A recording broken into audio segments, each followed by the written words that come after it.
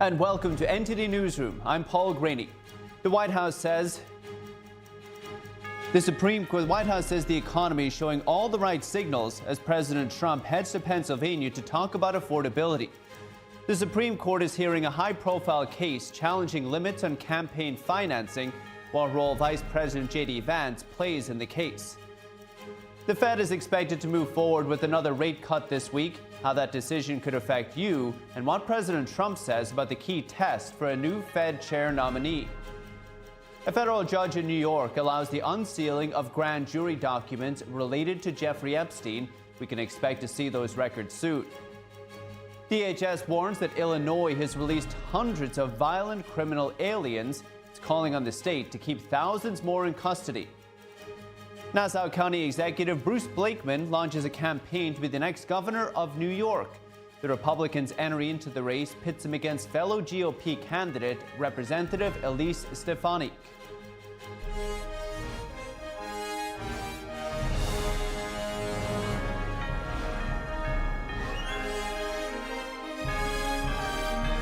This is NTD Newsroom, live from our global headquarters in New York City.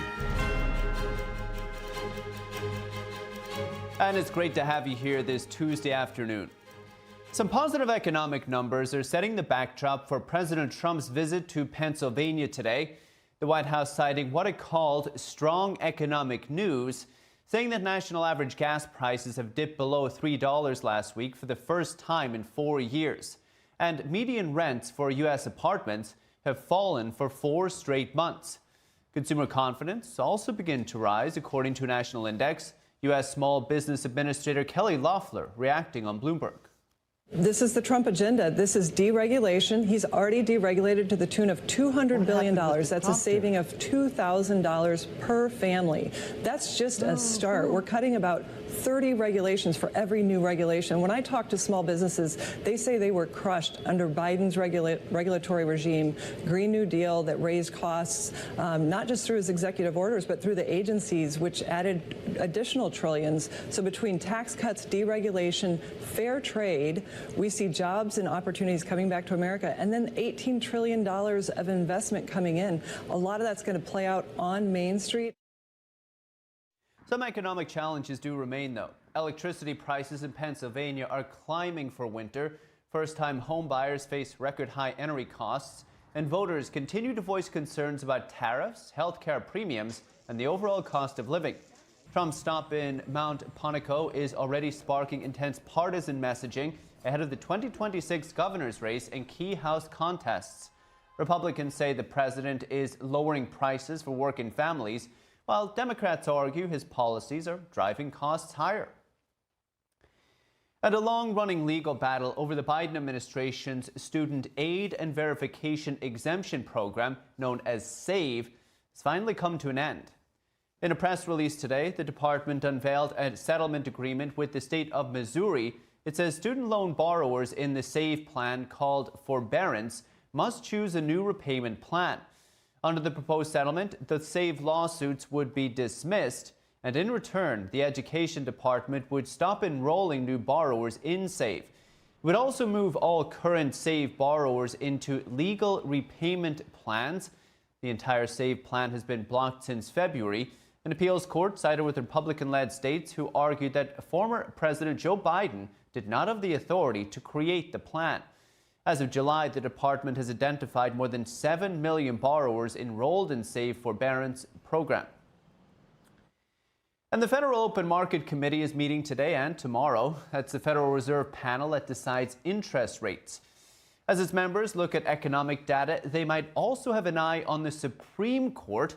Here's a look at why and how it might affect you. The Federal Reserve might seem far away, but it impacts people at home, including the cost of literal homes. Today, the Fed is starting a 2-day meeting in which it's expected to cut the federal funds rate. That would put downward pressure on interest rates for mortgages, auto loans, credit cards, and other debt. The central bank also tries to balance maximum employment with control of inflation. In other words, it affects people's jobs and the prices they pay. But many experts predict just a 1/4 point cut tomorrow. We shouldn't look to the Federal Reserve to solve all of our ills or believe that a small shift in interest rates can make a big difference. The Supreme Court is considering a case that could affect the Fed. It challenges President Donald Trump's firing of a former FTC commissioner. The case could affect his power over other independent agencies like the Fed. A hearing yesterday suggests most justices might side with Trump. Independent agencies are not accountable to the people. There is no such thing in our constitutional order as a fourth branch of government that's quasi-judicial and quasi-legislative.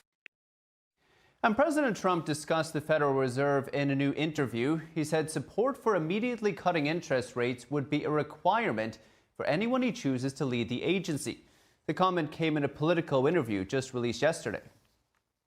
Is it a litmus test that the new chair lower interest rates immediately? Yes. Well, this guy should too, but I think he's a combination of not a smart person and doesn't like Trump. But so the you've reason he spoken doesn't with your like potential... Trump, well, the reason he doesn't like Trump is because I hit him hard because he's doing a bad job. So you've talked to your potential candidates? We're fighting through interest rates. Look, he's a negative, but this country is doing so well. Again, we have $18 trillion being invested. Car companies are moving back that left us years ago. AI is coming in at levels never seen before. Factories are opening up all over the country. Fed Chair Jerome Powell's leadership term ends in May, and Trump is expected to announce a successor earlier in the new year. The Senate Banking Committee will hold a hearing to vet the nominee, followed by a confirmation vote in the full Senate. Also, during the Politico interview, President Trump praised the economy, giving it an A++, and said prices are falling across the board. He credited his administration's deregulation, tax cuts, and trade policies with bringing jobs and investment back to America. On health care, he remained non-committal about extending Obamacare's subsidies, with premiums expected to spike in 2026. The president says Americans will get the money to buy the insurance they want.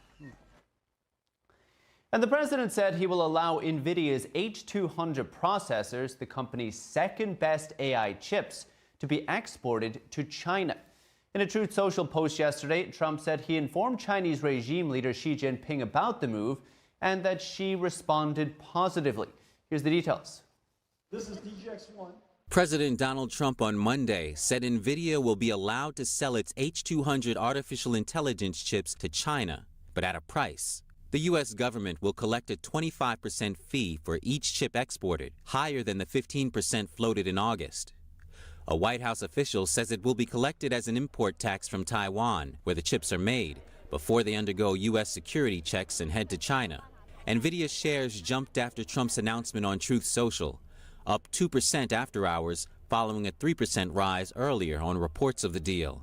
Trump added that the U.S. Commerce Department is finalizing details of the deal, and the same approach would apply to other AI chip firms such as AMD and Intel. The move appears to settle debate over whether American chip makers should sell to China or hold back to protect U.S. dominance in AI. However, critics in Washington say shipping high-end AI chips to China risks supercharging its military. Democratic senators criticize the decision, calling it a major economic and national security failure. Experts say NVIDIA's H200 is nearly 6 times more powerful than the H20, which is the most advanced chip currently allowed for export to China. But it's still slower than NVIDIA's Blackwell chips, which U.S. firms use for AI training and deployment. And some more news involving chips to China. 2 Chinese nationals are now in custody, accused of trafficking NVIDIA H100 and H200 processors. Prosecutors say they work with employees at a Hong Kong logistics firm and a China-based AI company. Officials say the aim was to evade U.S. export controls. The individuals allegedly used straw buyers and false claims that the chips were bound for American or third country customers. The chips were then routed through U.S. warehouses where labels were swapped to hide their origin. And in a separate case, U.S. officials say they've dismantled another China-linked network that moved more than $160 million worth of restricted NVIDIA AI chips. 2 businessmen were arrested, and a Houston company and its owner have already pleaded guilty. And the president is threatening Mexico with higher tariffs, saying the country is treating America's farmers unfairly. The issue is water rights. The president accuses Mexico of violating a 1944 treaty that details water distribution from the Colorado, Tijuana, and Rio Grande rivers. In a social media post, President Trump accused Mexico of under-delivering water and threatened to impose an additional 5% tariff. He says the lack of water is harming Texas farmers' ability to grow crops and raise cattle. Texas is currently suffering from a drought. Mexican President Claudia Sheinbaum said Mexican officials will meet with their U.S. counterparts later today. She said she expects to reach an agreement with the U.S. over the water dispute.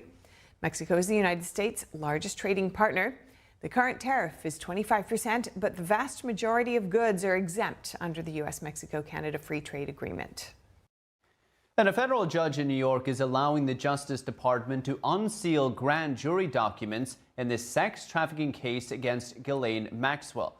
She's the long-term confidant of Jeffrey Epstein, and she's currently in jail. U.S. District Judge Paul Engelmeyer made the ruling today based on the Epstein Files Transparency Act passed last month. This means the records could be made public within 10 days. Engelmeyer is now the second judge to allow the Justice Department to publicly disclose previously secret Epstein court records. Last week, a federal judge in Florida allowed the release of transcripts from an abandoned federal grand jury investigation into Epstein in the 2000s.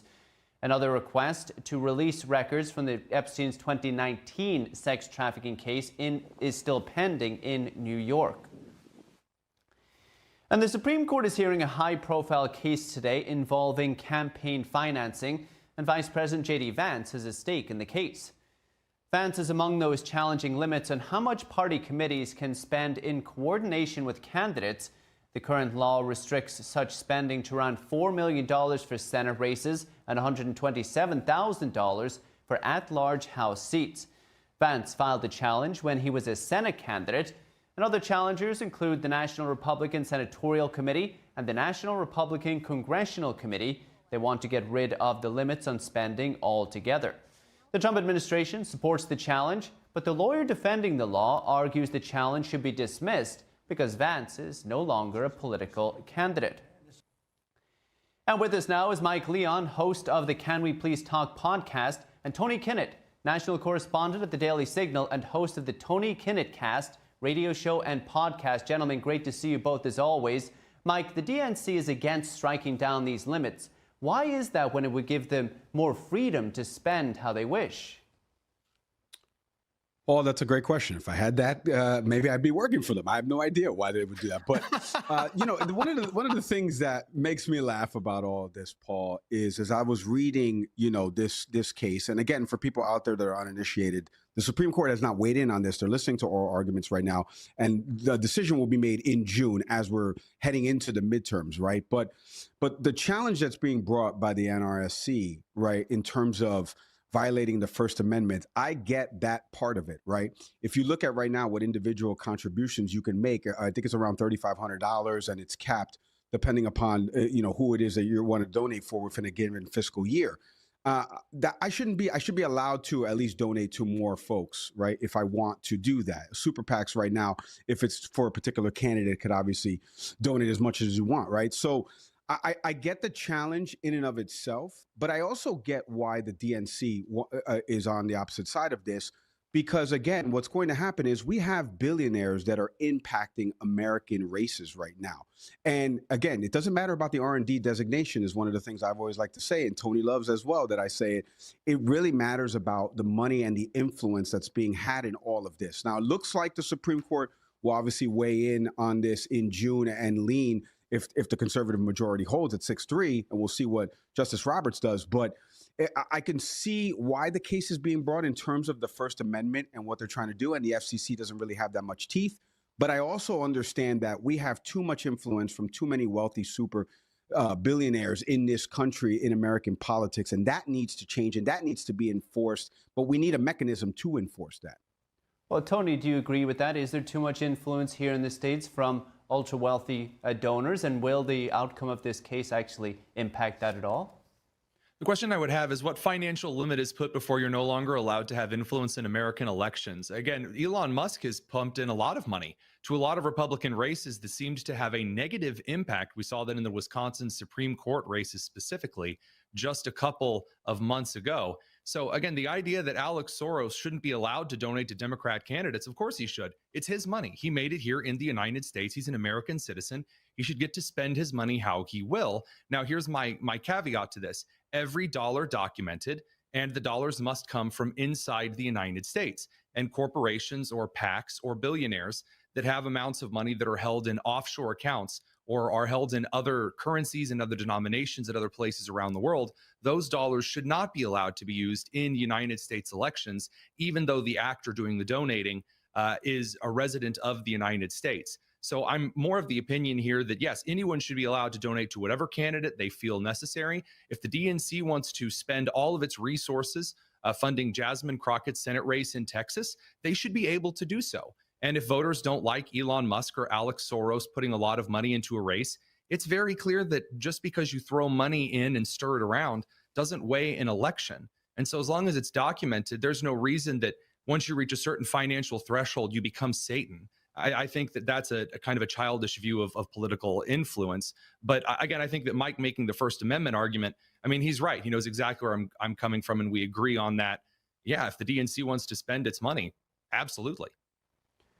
Mike, do you think that striking down these limits may actually take power away from the parties and perhaps give it to influential candidates if those candidates are now able to demand more money from the parties? Paul, you might as well just finish the answer for me. I mean, I'm nodding along with you because I agree with you. So let me piggyback on something Tony said there as to why I slightly disagree. And it's because you gave two examples of the world's richest man who potentially has net worth in the trillions, right? And then obviously you gave Alex Soros as a comparison, right? That's two people that we've identified. There's maybe another handful of others, which means that they're influencing ideology in this country. And the way they're influencing it is not just by donating money, like you said, where Elon Musk pumped in money into the Wisconsin Supreme Court race and it lost. That's not necessarily what we're looking at. What we're looking at is that allows you to get more boots on the ground. That allows you to buy more TV spends and podcast ads, like ones that run in Can We Please Talk because of Acast and the distribution platforms, right? So the money is the critical, only a few people that have that money. That's the big issue. You can still buy ads if you have the money, though. But not at the level and the frequency that they're buying it at, as you know. What limit would right? you set? Yes. Well, that's not a question for me.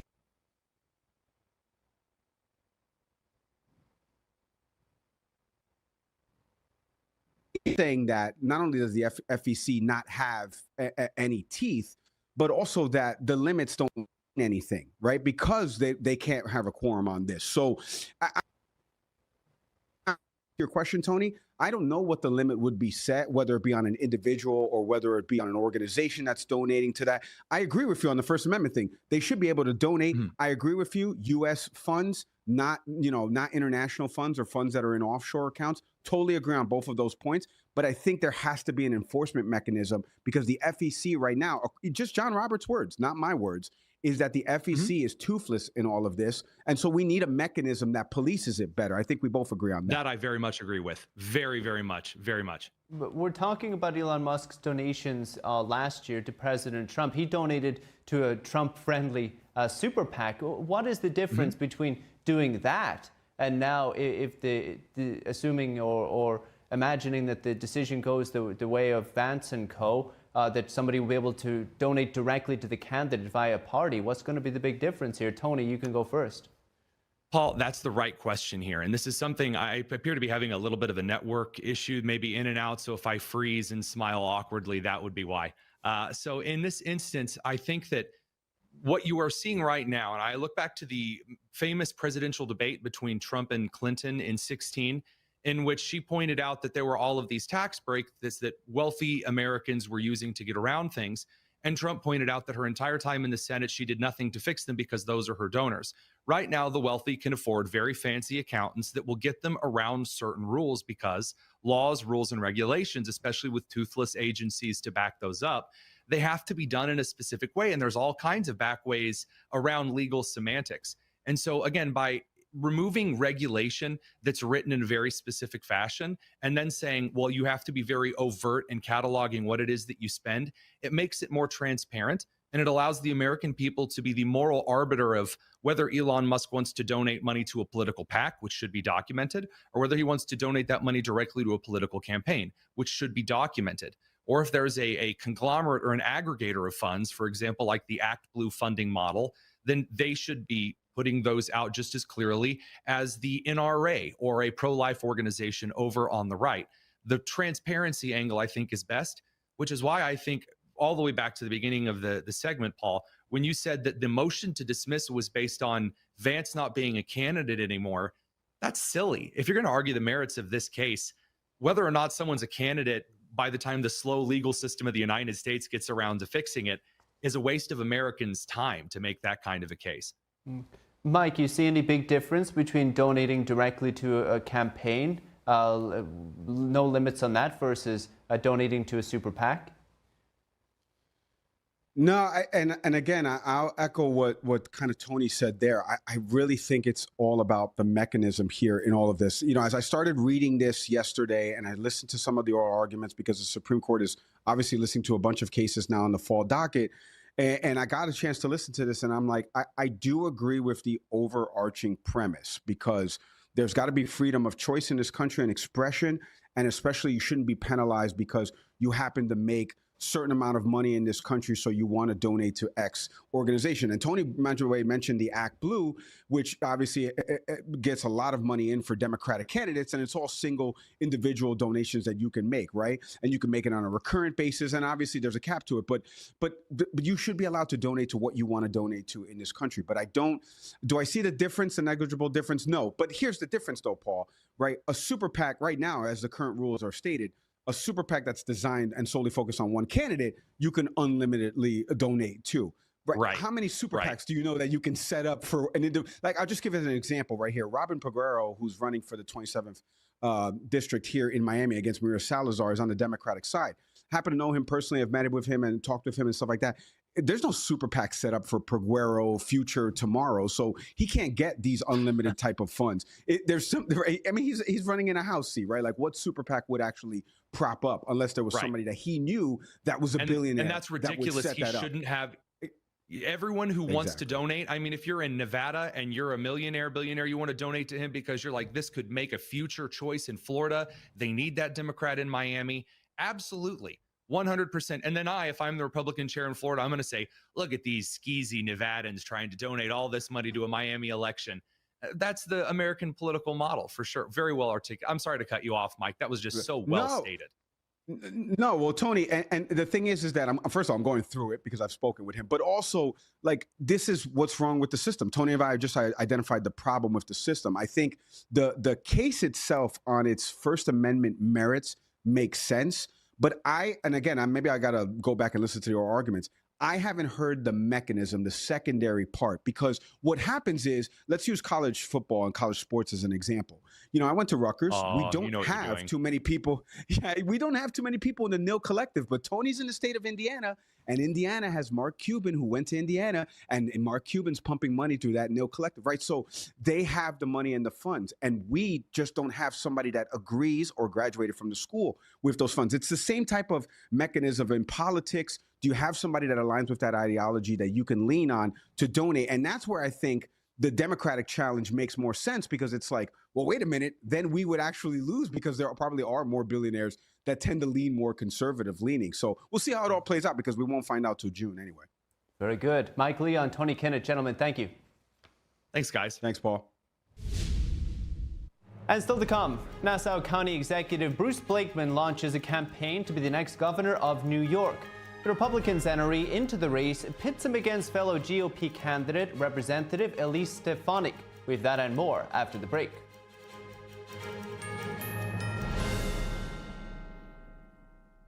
All throughout your home, appliances and systems just wait for the worst time to break down and leave you with expensive repairs. Unless you have a plan from Choice Home Warranty. All home appliances and systems have a breakdown clock, and when it expires, it will cost hundreds and potentially even thousands of dollars to fix or replace. That's why every homeowner should have a plan with Choice Home Warranty, like I do. For a low monthly fee, a Choice Home Warranty plan will cover your heating, air conditioning, plumbing, appliances, and more. Don't let an unexpected repair wreck your budget. With Choice Home Warranty, that covered repair is fixed or replaced for you. Choice Home Warranty has been a great company to work with, and they've taken care of us. I would suggest anybody who lives in a home not to be in a home without him. Avoid the ticking clock of home appliances and systems breaking down with a plan from Choice Home Warranty. Call now to get your first month free. Call in the next 10 minutes and we'll give you $120 off your first year of coverage. That's $200 in total savings. With a nationwide network of over 25,000 technicians, I don't worry about how my next breakdown will be handled. With a click of a button, my claim is filed, and Choice Home Warranty starts the clock. They do the legwork, hiring the right technician and handling the cost of covered repairs and replacements. And check this out. For a limited time, you can get 1 month of coverage free. Did you hear me? Free. You can't beat that deal with a sledgehammer. But hurry, this offer is ticking away. Once the clock hits zero, poof, it's gone. Don't fear the breakdown clock. Get a plan from Choice Home Warranty and get round-the-clock money-saving protection you can count on. Call in the next 10 minutes and we'll give you $120 off your first year of coverage, plus get your first month free. This offer won't last long. Get your home protected. Call now. Don't wait for an appliance or system to break down. Call before that happens. Call 800-983-3523. 800-983-3523. I'm excited to announce that we're having our biggest 3-in-1 sale ever with a limited edition product, a back-in-stock special, and a closeout deal you won't find anywhere else. So go to MyPillow.com or call the number on your screen. Use your promo code to get our MyPillow bed sheets only $29.88. Any color, any style, any size, even kings. Regular $119.98, only $29.88. Once they're gone for good.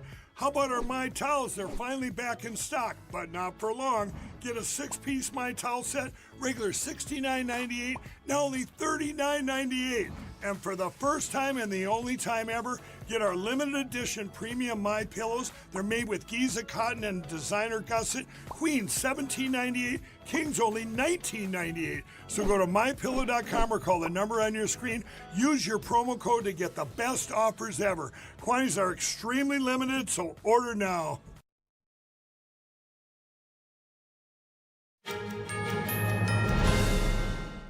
Welcome back. I'm Paul Graney.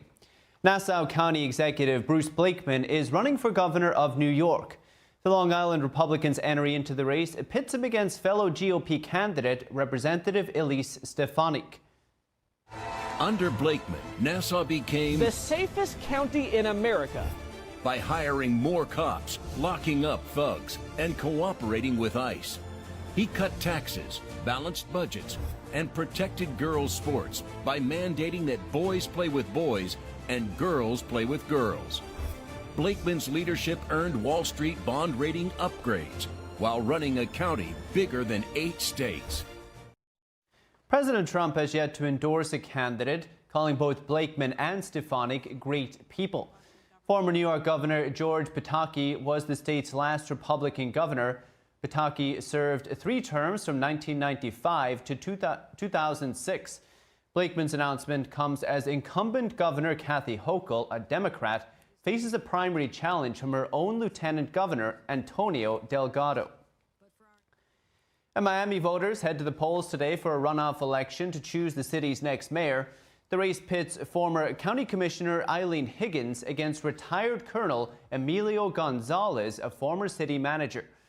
13 candidates were on the November 4th ballot, but none gained the majority needed to win. The election saw Higgins with nearly 40% of the vote and Gonzalez with just under 20%, but early voting suggests the gap is narrowing. Gonzalez has received endorsements from President Trump and Governor Ron DeSantis, while Higgins is backed by former Transportation Secretary Pete Buttigieg. Key issues include property tax reform, public safety, affordable housing, and infrastructure improvements. The outcome could signal shifts in Miami's political landscape ahead of the 2026 midterms. And Indiana's Senate Elections Committee has advanced a bill to redraw the state's congressional map. It will now move toward a final floor vote expected later this week. Here's more. The proposal favors the GOP, and it was introduced last week and already passed by the state House. Support for the redistricting remains uncertain despite Republican control of the chamber. Several GOP senators are hesitant or even opposed. Monday's 6-3 committee vote followed hours of testimony, and supporters argue that the map responds to changes in national redistricting trends. However, opponents warn it could dilute representation and set a new precedent for future cycles. A final Senate vote is expected on Thursday. And the Department of Homeland Security says violent criminals are being released in Illinois. The department says the state has freed more than 1,700 criminal illegal aliens since January of this year. The department says their crimes include 5 homicides, more than 140 assaults, and 20 burglaries. ICE Director Todd Lyons sent a letter to Illinois Governor General Kwame Raoul asking the state to honor ICE arrest detainers. That's because there are still more than 4,000 criminal illegal aliens in the state's custody, which include murderers and sexual predators. ICE says there was no response to a letter sent in September. DHS is calling on the state to put American safety first. And a threat against a DHS official and ICE officers has landed American twins behind bars. New Jersey brothers Ricardo and Emilio Roman Flores were both arrested this morning. They're accused of threatening to kill DHS Assistant Secretary Tricia McLaughlin and calling to shoot ICE on sight on social media. Both are charged for conspiracy and terroristic threats. Emilio is also facing unlawful possession of an assault weapon, cyber harassment, and more. Both are U.S. citizens. Acting ICE Director Todd Lyons said our law enforcement officers are facing an 8,000% increase in death threats. And the State Department says the Trump administration has revoked 85,000 visas this year. That's more than double last year's total. Here's more. The total includes more than 8,000 student visas. A department official said crimes like DUI, assault, and theft account for nearly half of the revocations. Other cases involve overstays and alleged national security concerns.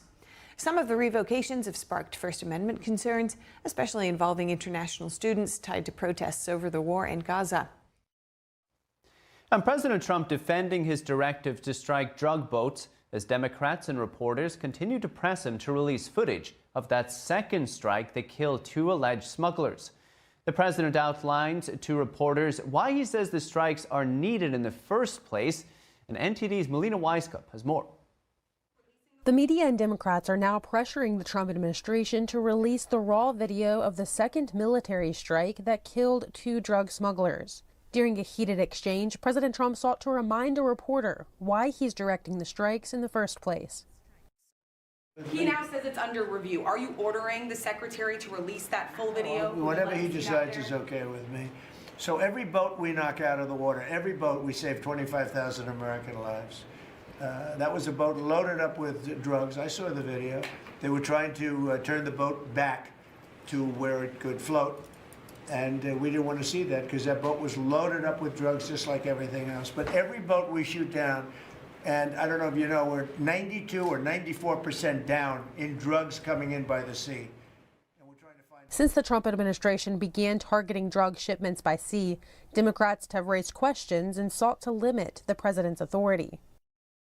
But the actual strike can absolutely be released. I mean, they've released, what, a dozen, 15 different videos already of strikes on ships. You see what's going on. And in the video that I saw, you can see clearly what these 2 people are doing on what remains of a tiny little piece of their capsized boat right before the strike hits. Senator Tom Cotton, the Republican who chairs the Senate Intelligence Committee, says he supports the full video's release. These are narco-terrorists who are trafficking drugs that are destined for the United States to kill thousands of Arkansans and millions of Americans. The first strike, the second strike, and the third and the fourth strike on September 2nd were entirely lawful and needful and they were exactly what we'd expect our military commanders to do. Department of War Secretary Pete Hegseth says the Pentagon is reviewing the video of the strikes to determine what can responsibly be released to the public. Reporting from Washington, D.C., Melina Weisskopf, NTD News. And Florida Governor Ron DeSantis has issued a new executive order labeling the Council on American Islamic Relations, or CAIR, and the Muslim Brotherhood as foreign terrorist organizations. The order directs Florida agencies to block privileges, resources, or support for anyone tied to the groups. DeSantis alleges the Muslim Brotherhood has been helping finance Hamas terror activities using fundraising arms here in America. CAIR, meanwhile, is one of the largest Muslim civil rights groups in America, and the order alleges it was founded by individuals tied to the Muslim Brotherhood. CAIR and its Florida chapter called the move defamatory and unconstitutional, saying they will challenge it in court. The move follows similar actions in Texas last month, where Governor Greg Abbott issued his own designation, which prompted a federal lawsuit from CAIR. And last month, President Trump signed an order to begin the process of designating certain overseas chapters of the Muslim Brotherhood as foreign terrorist organizations. And Texas leaders are pushing to expand Turning Point USA's Club America chapters into every high school campus in the state. Governor Greg Abbott says schools that block the clubs could face disciplinary action from the Texas Education Agency. Already, more than 500 high schools have chapters.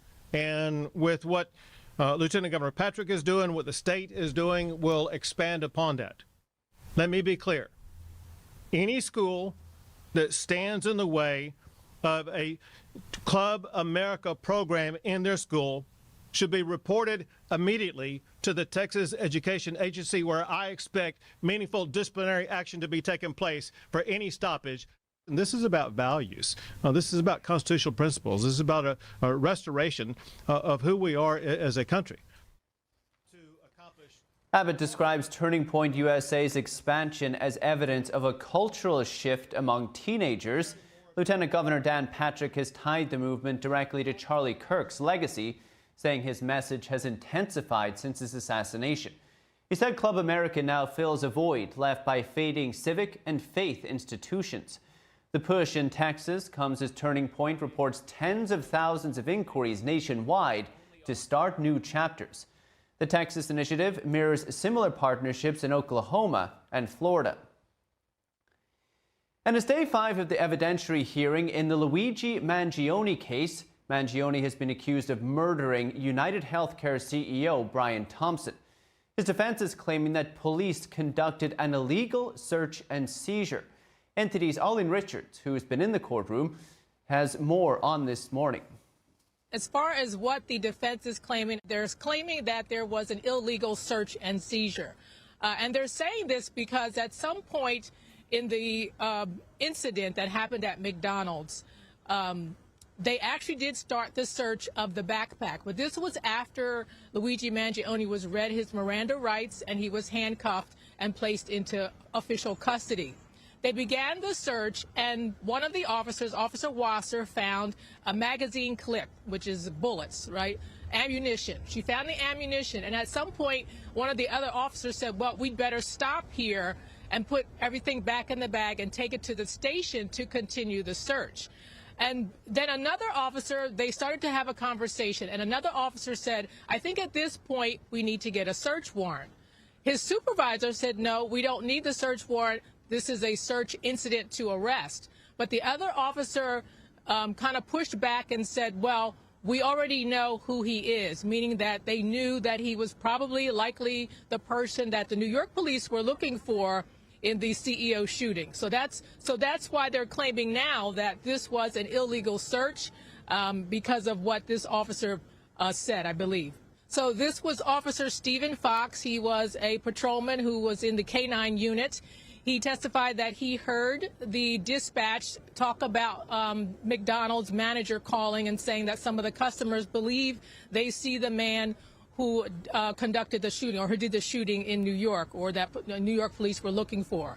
He said he waited a little while, he listened a little longer, and then he heard that they couldn't find the ID that he had provided. And at that point, he went to the McDonald's on his own. And when he got there, at some point, he was the person that actually read Mangione his rights, read him his Miranda rights. He's the one who handcuffed him and placed him in detention, what they call detention. And detention is when you're temporarily placed on hold, meaning that you can't leave, but they are conducting an investigation. So he wasn't quite under arrest yet, but he was detained. And then he's also the officer that was there while the search was being conducted. And he was the one who said, we'd better stop now and put things back and take it back to the station. Now, he explained that the reason why he said that was because he didn't want anything else to become contaminated, and as far as taking things out and putting them on the table. He said that could contaminate them, and at the station would be a safer environment. And he was also concerned about them finding more ammunition or guns or knives or whatever, because he knew that this was the man that likely the New York police were looking for. So he wanted to make sure everyone was safe and that they would take it back to the station for search. He explained that this was incident to arrest, and that the officer who was concerned about it, Officer Trent, who talked about how he thinks they should get a search warrant, he was speaking to his supervisor, and the supervisor has rank, and the supervisor said, no, this is a search incident to arrest. This is Pennsylvania law, and they were following Pennsylvania law. So as far as Officer Fox is concerned, Trent made a mistake. He misspoke, or he didn't understand the law at the time. And once the supervisor speaks, that's who they follow. So it was a search incident to arrest. They took the bag back to the station. They continued the search, and that's where they found the gun and some other items. And so he's saying that it wasn't unlawful for them to search the bag to begin with, because at that point, Mangione had been placed officially under arrest, and that means that they can search his body or any items that he has around him at the time. So we were on break when I came out for this, and I believe when I go back in, Officer Fox will continue, because they're going through the body cam footage as they've done with all the officers, and he will continue to talk about the search and what happened probably at the station. Arlene Richards in New York, great reporting. And Senate Majority Leader John Thune is talking about health care at the moment. Let's take a look. You ought to come up with a way in which you can deliver the benefit to the patients and not to the insurance companies, and that you shouldn't have hardworking Americans subsidizing affluent people, people who make a lot of money. And that's what their proposal continues to do. There is no income limit. There are $0 premiums. There are millions of Americans who don't even know they have coverage, and they have decided not to do anything. Zero reforms to this program. And so the bill that they're going to put on the floor will fail. But that doesn't mean that there isn't a path forward here. We also will have a vote. Our members have decided that we're going to vote on a Crapo-Cassidy proposal, which does the things that I mentioned. It actually does make health insurance premiums more affordable. It drives down, according to the Congressional Budget Office, premiums by double-digit levels. It delivers the benefit directly to the patient, not to the insurance company, and it does it in a way that actually saves money. So to the taxpayer. That is a win-win proposal. So that is an alternative that we will put forward and that we will have a vote on Thursday. And we'll see where the Democrats come down on that. But the fact of the matter is that as long as we have been talking about this subject, and again, they drug us through a 43-day government shutdown in order to do this. Just in the last week, the Government Accountability Office came out with a finding in an audit that they did. There were 19 fraudulent claims made to this program, or 20, I should say. 19 got through. In other words, 95% error rate. When I say waste, fraud, and abuse, I am not kidding. That is the finding as recently as this last week by the Government Accountability Office. This program desperately needs to be reformed.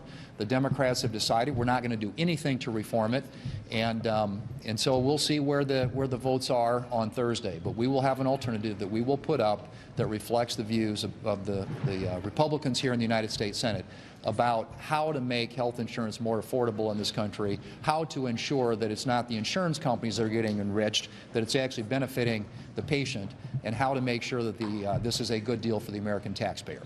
John Brasso. So this week we are going to vote on a Democrat proposal to send $83 billion directly from the federal treasury to the bank accounts of insurance companies. And that is going to cause the cost of health care in this country to continue to go up. I'm a doctor, practiced medicine in Wyoming for 24 years. People need the care that they need from a doctor that they choose at a price they can afford. And that all went away with Obamacare. I remember President Obama saying, oh, if you pass this, your premiums will go down by $2,500 a family a year. Instead, premiums doubled. So what happened? Well, the Democrats wanted to hide these premium increases, so they said, we better send a lot of money directly to the insurance companies. Don't let the people see it. Send it right to the insurance companies. The insurance companies loved it. Premiums went up 221%, and the stock of the insurance companies went up 500% to 1,000%.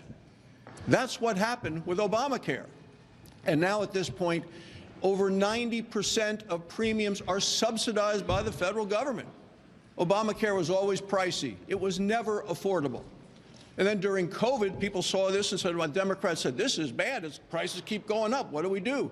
They said, we need to put new subsidies on top of the old subsidies, and that is the Biden COVID bonus subsidies.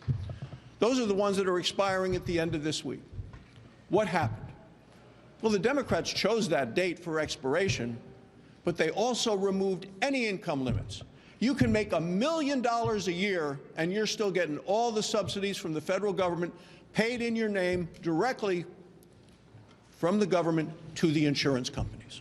And now they want to send another $83 billion. That's going to be the vote this Thursday. They're not going to pay any attention to the reforms that are needed because of the waste, the fraud, the abuse, and the corruption. And in just today's Washington Post, the editorial in today's Washington Post, Obamacare subsidies make it too easy to scam the system. That's what's happening. This system is full of waste, fraud, and abuse because they make it too easy to scam the system. Well, I oppose sending these payments directly from the federal government to the insurance companies. They shouldn't be rewarded for what they have done. Money should go directly to patients so they can make their own decisions. And that'll drive down costs, make insurance companies compete to the people that are actually paying the bills, the taxpayers. Make them offer things that those patients want to have insurance, not held hostage in the straitjacket of the one-size-fits-all that is Obamacare that is hurting our country today. Leader Thune, good afternoon. Can you speak to, for a moment to the political concerns of vulnerable Republicans if Obamacare and health care, these subsidies, aren't addressed in some form going into 2026? The president's talking about affordability. The president's talking about affordability. What happens to your side if you don't address that? Well, and so are we, and which is why the proposal we will put out there will actually drive premiums down. And that is in stark contrast to, as Senator Barrasso just pointed out, a program that since its inception has increased costs, premiums in the individual marketplace 221%. That is triple the CPI and double what the rates have increased in the group market, the employer market, where a lot of people, about 150 million Americans, get their insurance. This is a failed program, and it does nothing but drive premiums up. And the increase in premiums, who's that going to? That's going to the insurance companies. So the proposal we'll put out there will bring insurance premiums down.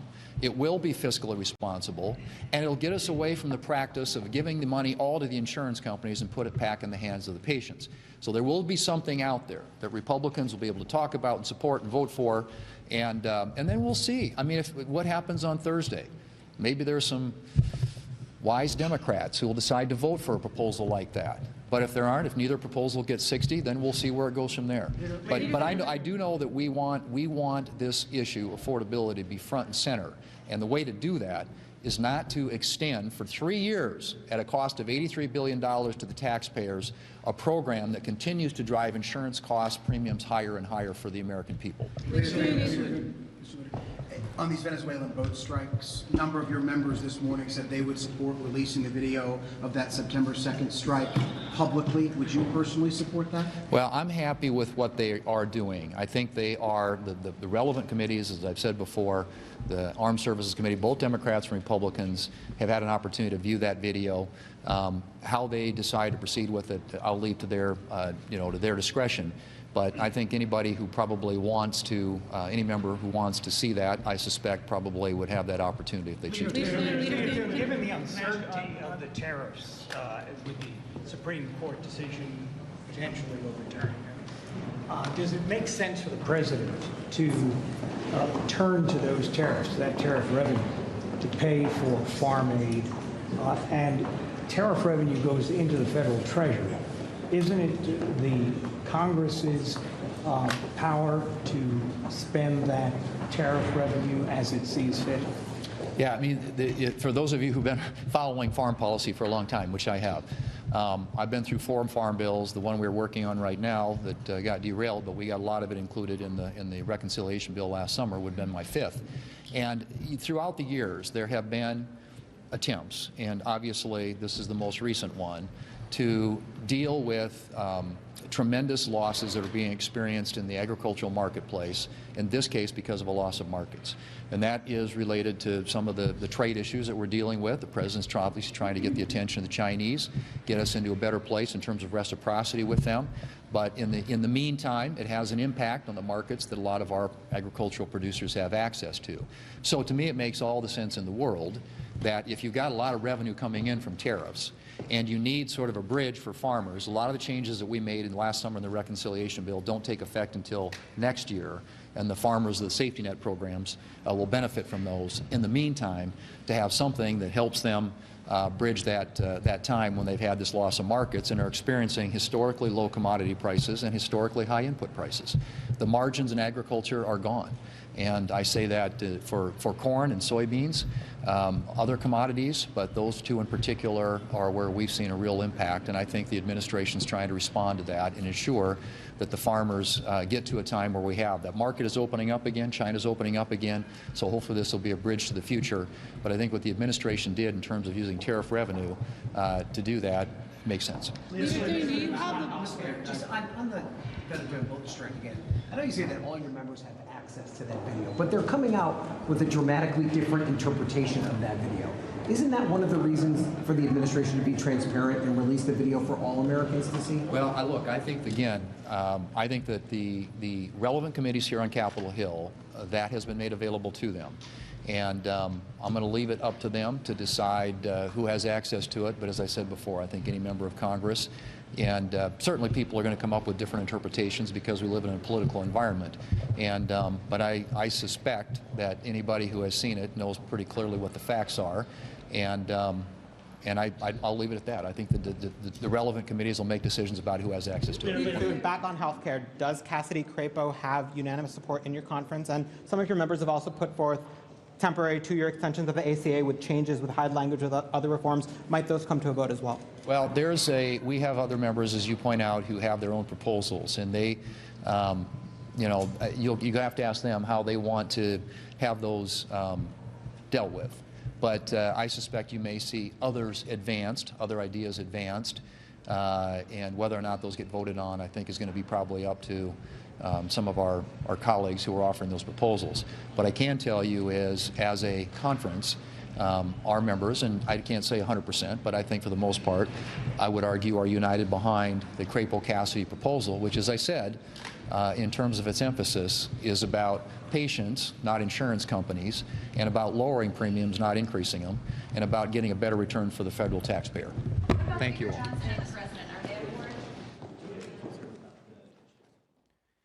And that was Republican senators announcing they will unveil a plan next week on how to reform health care in the U.S. You heard Majority Leader John Thune highlighting priorities of lowering health care premiums and making sure that insurance companies are not unfairly enriching themselves at the expense of regular Americans. Now, enhanced Obamacare subsidies set to expire at the end of the year. Republicans now propose sending money directly to Americans to pay their medical bills instead of sending it via insurance companies. And after the break, we'll hear what Senate Minority Leader Chuck Schumer has to say on that health care issue. Stay with us.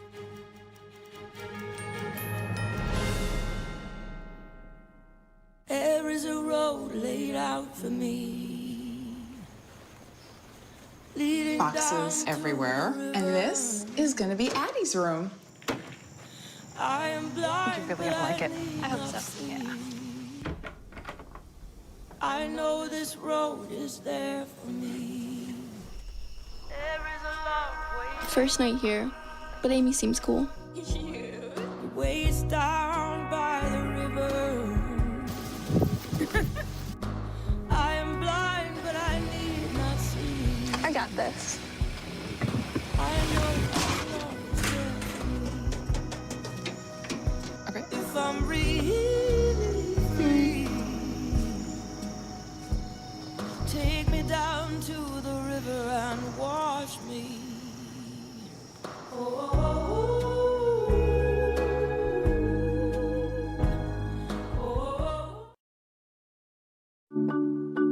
My mom and dad were traditional Asian parents. Now my father would go to work before I woke up in the morning, and then he would come home too tired to play with me.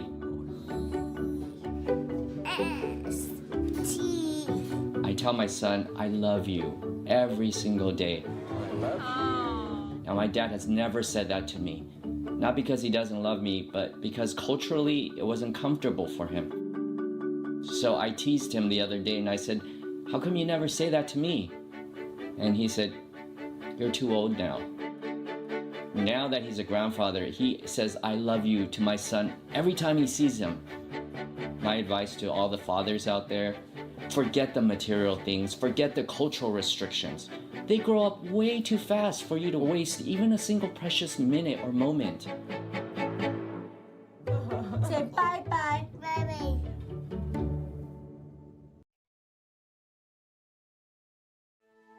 We come from a long line of farmers, and there's a sense of pride, but there's also a significant amount of pressure. Farmers have to take care of their physical and their mental health, because what's a farm without a farmer? Watching the sun come up, that's my time. I can have a cup of coffee, and every day is a new opportunity. That's cool. Your hand's gotten so Yay! Don't forget to check in on yourself. Love your mind.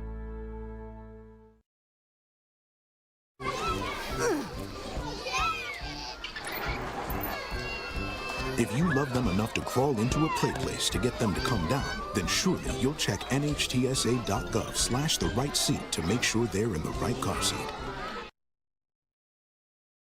Even the mighty might not see it coming.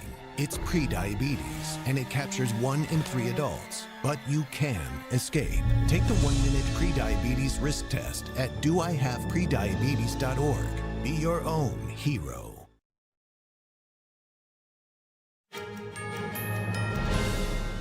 Welcome back. I'm Paul Graney. Senate Minority Leader Chuck Schumer is speaking at a press conference right now. We're going to tune in. Trump will travel to Pennsylvania to pretend he's lowering costs for Americans and to try to convince the American people he's lowering their costs. But Americans can see their bills. They have to pay them every week. And they know he's the one driving these costs up. Trump, this isn't a messaging problem. It's a kitchen table reality.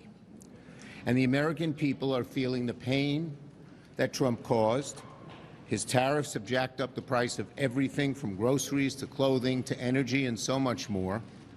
His trade war hammered farmers so badly, he's now using $12 billion in taxpayer money to clean up the disaster he created. And there aren't enough speeches in the world to paper over the fact that Trump has sent costs up, not down, and the American people know it. But it's not too late. Republicans have one chance left to do something meaningful to lower costs, and that chance is simple. Work with Democrats to extend the ACA premium tax credits before they expire. Democrats have put forward the cleanest, fastest, most realistic solution, a 3-year extension of the current tax credits. No gimmicks, no poison pills. We'll move to vote on Thursday. Republicans have had all year to avoid this premium crisis. They ignored every warning. Every Democrat is united behind this fix. Republicans can't support anything that would bring meaningful relief to American people. Republicans are the reason we're now staring down a health care emergency. The choice is simple for them. Vote with Democrats to keep costs down, or vote to send premiums through the roof. And make no mistake, our proposal is the only realistic path left to prevent premiums from going up. First, it's a clean, straight extension of current law.